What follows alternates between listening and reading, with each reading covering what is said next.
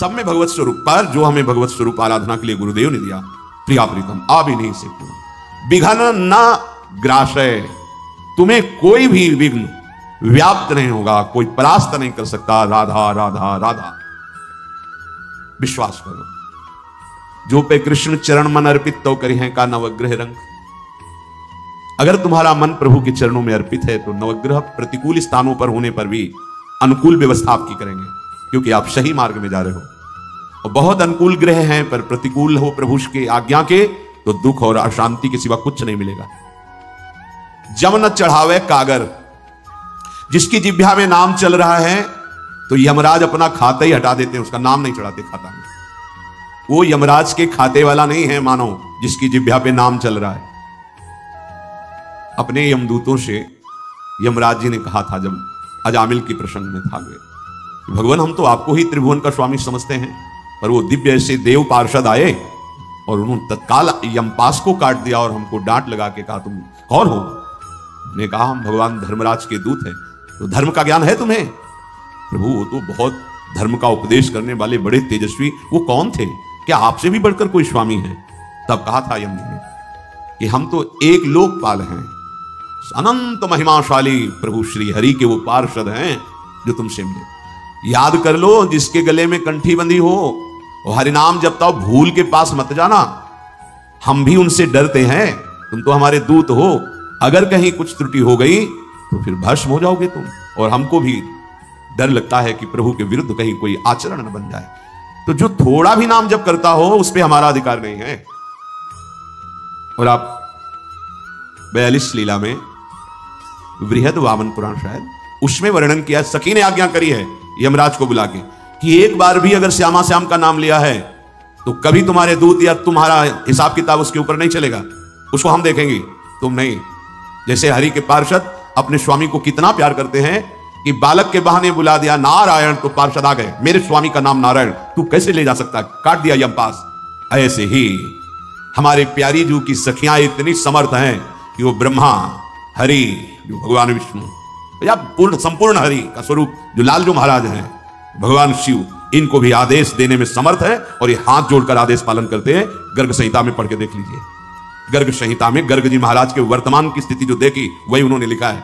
और निकुंज की बात तो सब कोई पढ़ ही नहीं सकता, एकांतिक रस है, जहां तो महाप्रेम का स्वरूप है, यहां भगवान के भगवत्ता ऐश्वर्य का भी प्रवेश नहीं। न देवैर ब्रह्मादे न खलु हरि भक्ते न सुहृदा, ये तो बड़ा अद्भुत। सखी में इतनी अलौकिक सामर्थ्य कहां से आई कि इन भगवानों को आदेश कर रही। प्रिया जो के चरण दासता के टसक, ऐ यम, जिसके मुख से भूल से भी राधा श्यामा श्याम ऐसा निकल जाए, आंख उठा के मत देखना, तुम्हारे हिसाब में वो नहीं, उसका हिसाब मैं करूंगी। और सखियां प्रियालाल की करुणा की साक्षात युगल संधि मूर्ति है। युगल के हृदय का जो करुणा कृपा स्वरूप है वो मूर्तिमान सहचरी रूप, इसीलिए महाप्रभु हरिवंश चंद्र जू के मंगल में है, कृपा रूप जू वप धर्यो। लाडली लाल की कृपा ने जब रूप धारण किया तो वो सहचरी रूप हुआ, वो हित सजनी रूप हुआ, वो ललिता रूप, विशाखा, ये सब सखियां श्यामा श्याम की कृपा की मूर्तिमान स्वरूप है। तो मारी न सके बिघन नहीं ग्रासे, जम न चढ़ावे कागर, कागर में रजिस्टर, कागज में नहीं लिखते यमराज, किसके? जिसकी मुख में नाम चलता होता है। मान लो नाम के आगे कुछ नहीं, नाम नामी को अधीन किए हुए मान लो, प्रार्थना मान लो और साधन बने करो भाई, पर नाम न छूटने पावे। नाम नाम क्रिया कर्म करतहु निशिवासर, भक्ति को पंथ उजागर। कोई भी क्रिया करो, कोई भी नाम चल सकता है। बड़ा चमत्कार नाम में है, मान लीजिए आप, अद्भुत चमत्कार है। ये बाहरी माया के चमत्कारों को चमत्कार नहीं कहते, आंतरिक चमत्कार। काम शांत हो गया, अब तुम्हें गुस्सा नहीं आता, अब तुम्हें शारीरिक मोह नहीं रह गया, तुम्हारे हृदय में कोई इच्छा ही नहीं रह गई, कोई भी द्वंद्व तुम्हें विचलित नहीं, चमत्कार हो गया। अनंत जन्मों की विकृति शांत, अनंत जन्मों से हमें नष्ट करते चले आए, शांत हो गए। आप त्रिभुवन विजेता हो गए, त्रिभुवन विजय, षड विकार विजय प्राप्त कर लिया, त्रिभुवन विजेता हो गए। किसने करवाया ये? नाम में, नाम पक्का। एक महापुरुष कह रहे थे, वृंदावन के रच के प्रभाव से तुम्हें सत्य कहते हैं। कई वर्षों मुझे कोई व्यक्ति दिखाई ही नहीं दिया, केवल नेत्रों में राधा नाम, राधा राधा, नेत्रों में जिधर देखे राधा छा गया था, राधा राधा राधा। विश्वास नहीं होता, इसलिए पहले उन्होंने कहा था सत्य कहता हूं विश्वास कीजिए। अभ्यास में और कृपा में, दोनों में अपार सामर्थ्य है। कृपा से अभ्यास, अभ्यास से कृपा का अनुभव। राधा राधा राधा राधा। कह रहे थे कोई ऐसा दिन नहीं कि महापुरुष नामे अंतर में, एकांतिक में, आंतरिक बड़े बड़े महापुरुष राधा नाम के प्रभाव से, महापुरुषों को उसके वचनों से ही तो गरजने का सौभाग्य मिला है। उनकी अनुभूतियां और उनके प्रसाद से, उनकी बताई हुई युक्तियों से जो बल आया, वही बल तो प्रसाद रूप से अपने सबको मिल रहा है। अपने स्वीकार करें। मारी न सके बिघन नहीं ग्रासे, जम न चढ़ावे कागर। क्रिया कर्म करता हूं निश्चित। कहीं भी तुम कुछ भी क्रिया कर रहे हो, देखो तार्किक लोगों के लिए नहीं, ये आस्तिक और विश्वास करके वचन स्वीकार करने वालों के लिए अध्यात्म है। तर्क में तो कभी विश्राम है ही नहीं, करते रहो। क्यों क्यों क्यों क्यों, कभी खत्म ही नहीं होगा। आपके ऊपर हम बहुत श्रद्धा करते हैं, लेकिन अगर मगर क्यों, ये शब्दों का प्रयोग श्रद्धा में नहीं होता। श्रद्धा उसे कहते हैं सुना और मान लिया। सदन जी का कुल परंपरा से कार्य था जो मानुष विक्रय करना, वो करते खूब नाम जप करते, बड़े सिद्ध महापुरुष हुए, उनकी क्रिया थी वो करते। कुछ भी क्रिया जो आपको आपके धर्मानुकूल नाम जप कर रहे हैं, आप पक्का सिद्ध हो जाए। देखो एक महापुरुष चमड़ा खरीद के लाते, धोते, सुखाते, काट कर जूतियां बनाते चौराहे पे, और ऐसे सिद्ध महापुरुष, बड़े बड़े सिद्धों के चमत्कार उनके आगे नहीं चलते थे। ऐसे क्या था, मुख में नाम था और सेवा चल रही, जो प्रभु ने दी सेवा।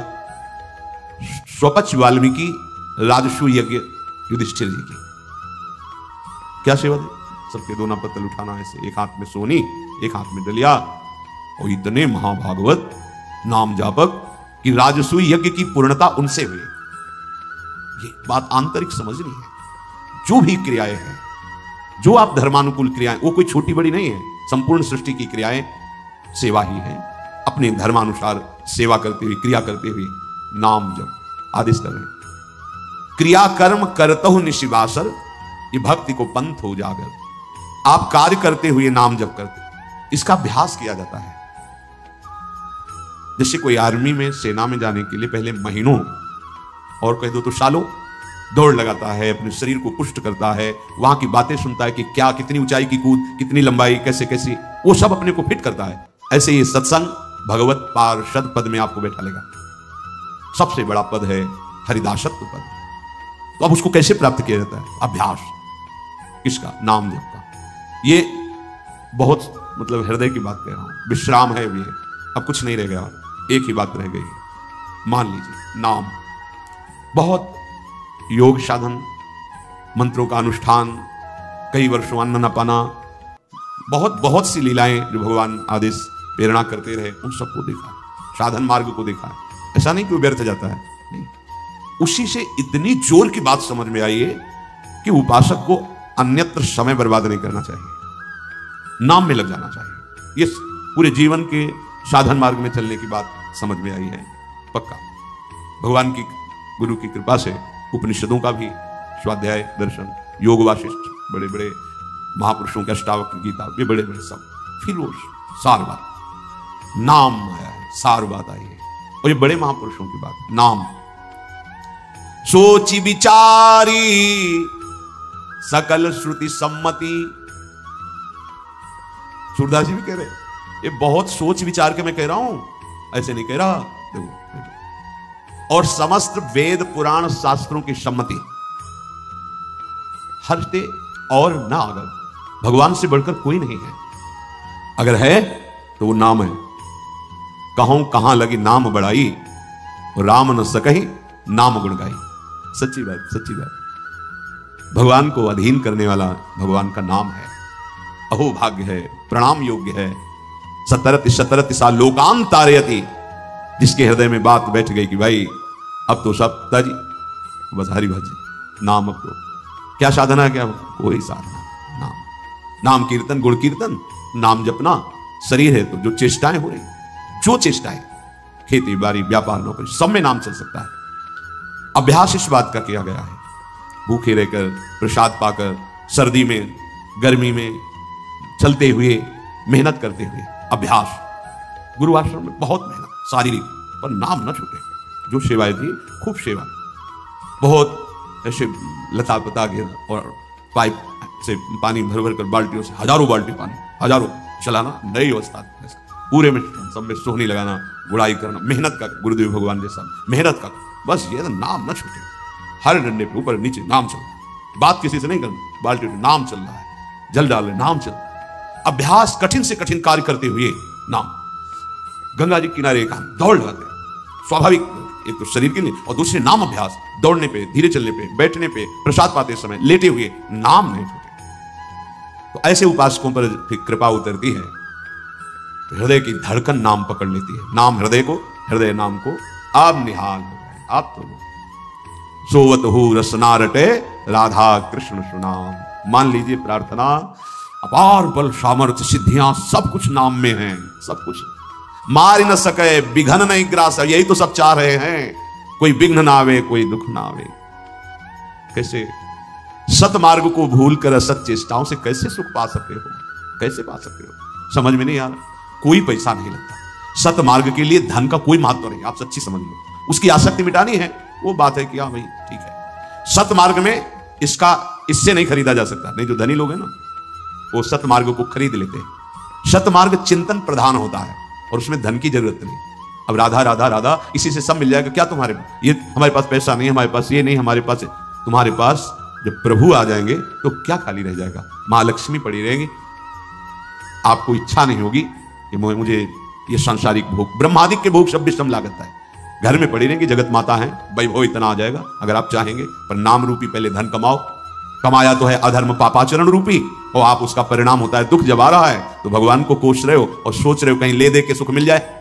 ऐसा है विचार, वो ऐसा समझते हैं कि तीर्थ में जाके ऐसा करेंगे, ऐसा तो हमारे पाप नष्ट हो जाएंगे, दुख नष्ट हो जाएगा, हमारी कामनाएं नहीं होगा। मान लो एकमात्र उपाय है जो तुम्हारे भाग्य का परिवर्तन कर सकता है, दुखों को मिटा सकता है, वो केवल नाम।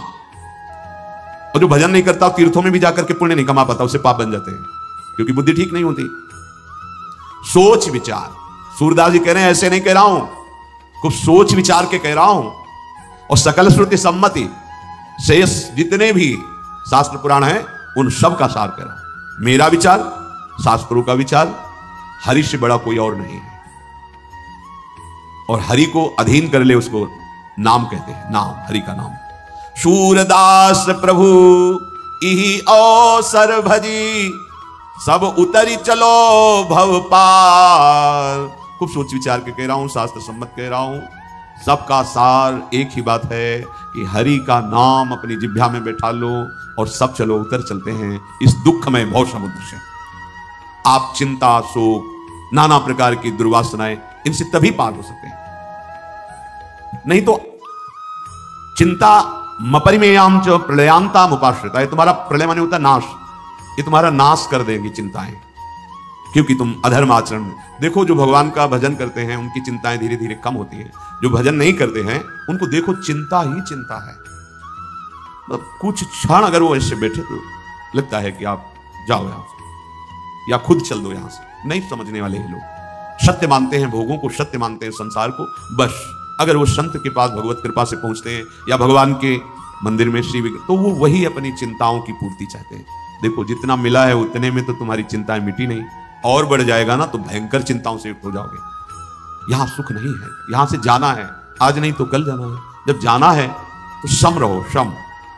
जो दुख सुख लाभ हानि जय पराजय चुपचाप सह जाओ, नाम जप करो, आगे परमानंद प्रकट हो जाएगा। ये हमारी बुद्धि, ये हमारा मन बहुत धोखा दे रहा है। जब कोई भगवान के मार्ग में चलता है तो दो चीजें उसके सामने माया फेंकती है, भारी प्रतिकूलता और या भारी प्रलोभन। भगवान के मार्ग में प्रलोभन और प्रतिकूल, वो अंदर से देखती टूटेगा या किसमें? प्रलोभनों में तो टूटने में वाला दिखाई नहीं दे रहा, क्योंकि सब वैभव है, छोड़ के भजन में चल रहा है। तो विपरीतता, प्रतिकूलता, इसमें तो भागेगा। नचिकेता को जब उनके पिता ने, उन्हीं के उत्सव में गौ में वो बांट रहे थे, पिता उनके ब्रह्म ऋषि थे, तो नचिकेता ने देखा दूध देने वाली बड़ी स्वस्थ गौएं, वो तो गौशाला में रखे हुए हैं और जो बहुत ही क्षीरकाय, जिनमें दुग्ध भी नहीं, ऐसी गौएं दान कर दूंगा। पिताजी ये गौएं आप कैसे दान कर रहे हैं? गौशाला में तो बहुत सुंदर दुग्ध देने वाली गौएं, आप ब्रह्म ऋषियों को ऐसी गौएं दान कर रहे हो? नवीन अवस्था थी। पिताजी ने पहली बार समझाया कि जो मैं कर रहा हूं उस पर आप हस्तक्षेप मत करो, ये जितनी गौएं अच्छी रखी वो तुम्हारे लिए रखी है। तो उन्होंने कहा कि ये उचित तो नहीं है, दान उस वस्तु का करना चाहिए जो सबसे अच्छी लगे। और यहां उल्टा होता है ना, जिसे हमने देखा है तो जो सुपारी वगैरह दुकानों में रखते हैं, जनरल स्टोर कहते हैं, हाँ, उसमें जैसे गए वहां सुपारी दे दो, नारियल दे दो, वो समझ जाते हैं सर तो भगवान के लिए चाहिए, पूजा के लिए, हाँ, वो अलग रखी रहती है। क्योंकि जो शरोतों में कटने पर जरा भी काली वैसी होती है तो लोग फिर वापस तो वो जान जाते हैं, हल्की हो जाती है ऐसे बेकार वाली, वो एक अलग पात्र में रखी रहती है, और वो बढ़िया वाली अलग रहती है। वो सुपारी दे देंगे जो किसी मनुष्य के भी काम में आने वाली नहीं। नारियल पानी सूख गया, पता नहीं अंदर है उसमें कि कुछ नहीं, बजाओ तो कुछ सुनाई नहीं देता, बस वो नारियल सूखा ऐसा। और जो कपड़ा है वो ऐसा कि किसी प्रयोग में ना है। पूजा का कपड़ा, पूजा का नारियल, पूजा की सुपारी, ये अलग होती है। जो कहीं नहीं चलता वो भगवान में चल जाता है। ऐसे नहीं, ऐसे नहीं। क्या तुम कपट करते हो, छलिया छल करते हो। हमारे प्रभु तो कभी ऐसा नहीं कहते कि आप ये दो, वो कहते पत्रम पुष्पम फलम तोयम ये में भक्त्या प्रयक्षति। एक चुल्लू शुद्ध जल भाव से आंसू आते, प्रभु मेरे में सामर्थ्य नहीं पूरी, आप ये जल से, भगवान कहते हैं स्नान में उसे पा लेता हूं। एक तुलसी दल, बढ़िया, एक फूल, बस आंसुओं से अभिषिक्त, हे नाथ मुझ गरीब के पास आपको रिझाने के लिए कुछ, एक कोई फल देखो। लेकिन अपने लोग बड़े चतुर, प्रधान है सृष्टि के, परमेष्टि पद में समस्त लोकपाल वहां किसी कारण से एकत्रित हुए थे। तो यमराज जी की पत्नी ने उनका स्वागत किया, अतिथि धर्म के अनुसार कहा विराजमान होइए। वो गए हैं, जब तक आते हैं तो आप विश्राम कीजिए। जब यमराज जी आए, नचिकेता जी का परिचय, तो आपका क्या स्वागत करें, क्योंकि आप धर्मयुक्त होकर आए हुए हैं, आप कोई अधर्म नहीं किए, कोई पाप नहीं किए, आप धर्मयुक्त, इसलिए हम आपका आदर और सम्मान करते हैं, और आप जो चाहेंगे वो मैं तुम्हें प्रदान करूंगा, तुम मेरे अतिथि हो। उन्होंने कहा कि हमने ऋषियों के मुख से सुना है आत्म तत्व का बोध बड़ा दुर्लभ है, मैं आत्मज्ञान प्राप्त करना चाहता हूं आपके द्वारा। वह नहीं नहीं नहीं, तुम इसकी तो बात भी मत करो। हां, तुम्हें अगर चाहिए तो मैं पृथ्वी का सम्राट पद, बहुत काल तक युवावस्था को प्राप्त होकर भोगों को भोगो, जो चाहोगे वो भोग सब तुम्हें प्राप्त हो जाएंगे, पर तुम ब्रह्मबोध की बात मत करो, आत्मविद्या की बात मत करो। तो उनका भगवान, मुझे संपूर्ण मृत्युलोक का सम्राट पद और भोग नहीं चाहिए। देख लो, सुनो, जब आप भगवत प्राप्ति के लिए चलोगे तो या प्रलोभन और या विपत्ति प्रतिकूलता भेजी जाएगी। नचिकेता ने कहा, आपसे हम एक और प्रश्न करते हैं, आप जो मुझे सम्राट पद और भोग देने की बात कह रहे हैं, यद्यपि आपकी बात नहीं काटनी चाहिए, तो आप क्या बताओ, अगर मैं स्वीकार कर लूं तो मैं तृप्त हो जाऊंगा, मेरी कोई कामना नहीं रह जाएगी, मैं कामना रहित हो जाऊंगा? तो बोले नहीं नहीं नहीं, ऐसा तो नहीं होगा, तुम जो चाहोगे तुम्हें भोग मिलेगा, पर तुम्हारी कामनाएं पूर्ण नहीं होंगी, हमारे अंदर तृष्णा बढ़ जाएगी। तो फिर आप हमें भुलावे में क्यों डाल रहे हैं? बहुत प्रवीण नचिकेता जी थे। उन्होंने कहा फिर आप, इसलिए मुझे मृत्यु लोक का कोई वैभव नहीं चाहिए, तो तुम फिर स्वर्ग का राज्य ले लीजिए, मैं देवराज इंद्र से कह करके आप जो सुख चाहो, पर आत्मविद्या के विषय में प्रश्न मत करो। तो क्या वहां कामनाओं की पूर्ति हो जाएगी, मैं तृप्त हो जाऊंगा? नहीं, ऐसा भी नहीं हो सकता। बोले भगवान, अब आप परीक्षा न लीजिए, मुझे आत्मविद्या के सिवा कुछ नहीं चाहिए। तब उनको अधिकारी जानकर अध्यात्म का उपदेश किया। बुद्धि जिसकी शुद्ध होती है उसको ये संसार के वैभव ऐसे समझ में आते हैं जैसे जिस पैसे का महत्व खत्म हो गया है वैसे। जैसे पहले 2000 के नोट चले थे, अब एक ट्रक 2000 के नोट आपको दिए जाए तो कैसा रहेगा? एक पैसे का भी महत्व नहीं रहेगा।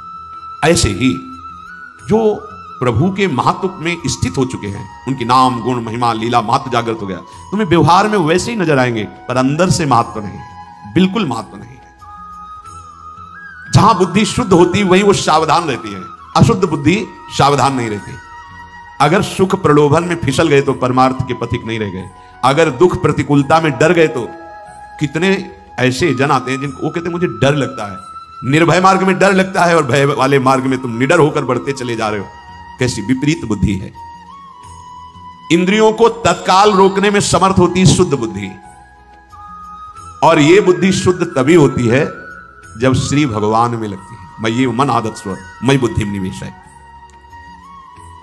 धन्य है वो उपासक जो ऐसी भावना रखता है कि मेरी आंखें, मेरे कान, मेरी जबान नष्ट हो जाए तो भगवान के विरुद्ध कुछ बोलूं, कुछ देखूं, कुछ सुनूं। देखो, अपने आराध्य देव के विरुद्ध कुछ सुनूं, कुछ देखूं, कुछ बोलूं तो मेरी जबान, कान, नाक ये सब किस काम के? नाक, घ्राणेन्द्रिय, भगवान के पुष्प, श्री चरणों में जो चढ़े हुए प्रसादी तुलसी, इससे सब पाप नष्ट होते हैं, हृदय पवित्र, एक एक इंद्रिय को पावन कर लेता है भक्त। अगर भगवद विमुख है तो प्रलयांत वो नाश को प्राप्त होगा।